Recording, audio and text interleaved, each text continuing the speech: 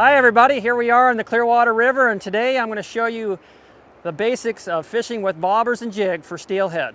Now the first thing to do when deciding where to fish and how to fish with a bobber and jig is selecting the bobber. So in this case I selected a fairly small bobber because I'm not going to be fishing very far from shore, and I'm actually using a fairly small bait, and hence the small bobber. The next thing you need to do is think about how deep it is out there. Right now my bobber stopper, which is this little pink thing right here, is set about 3 feet. So in other words, if I cast out, my bobber will slip up until that point right there and stop. So I know from previous experiences this hole is about 6 feet deep. So what I'm going to do is I'm going to slide this bobber stopper up to 6 feet, all the way up here. Now what will happen when I cast, this bobber will slide all the way up and will stop here, and then I know my jig will be fishing about right near the bottom. That's where you want to fish. Most of these steelhead are just a foot off the bottom or right near it. One other thing you might want to notice about is when you're fishing with the bobber, you want it to float about halfway up. That way you can detect subtle hits. And so in this case I found that all I needed was these small weights and a jig to appropriately float my weight. So now that we have it all set up, we're ready to go. Oh, by the way, you can increase your catch rates by putting a little bit of shrimp on it.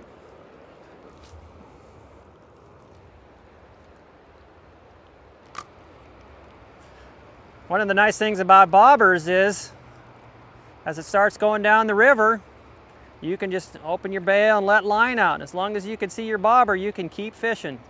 You can fish sometimes 100 yards down the river if the flows are right. Now one of the things to watch for is that green corky in the top. If you see it sitting right on top of the bobber, that means your jig is fishing just perfectly beneath it. And notice how that bobber is floating about halfway up. That's perfect amount of weight beneath it. Now all we're waiting for is for that bobber to do something different. Could be as easy as popping up, going under, shaking. Another nice thing about bobbers is if you set the depth right, you rarely hang up on the bottom. You want it to just occasionally touch the bottom, but you won't snag up much, and you can go off and all day long without losing a bait if you got your bobber set right. Oh, there's a fish! So here we are with a bigger bobber. As I indicated earlier, some of the benefits of this is we can use much more weight, so we can fish deeper if we want to.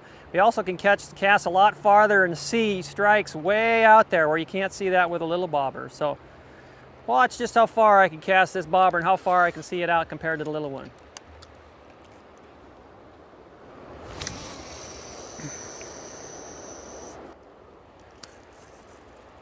There we are, way out there, and I can still clearly see the green top of the bobber. I can see the corky on top that lets me know the bobber is fishing appropriately. Just perfect. Catch a fish way across the river. And notice how I occasionally pick my line off the water.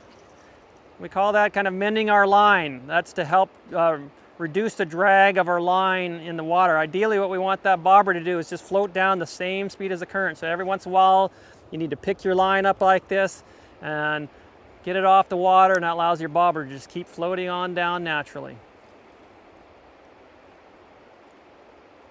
Then again, you just can flick your bail and let your bobber keep floating way down the river. You can fish this, especially with these big bobbers, a long ways away.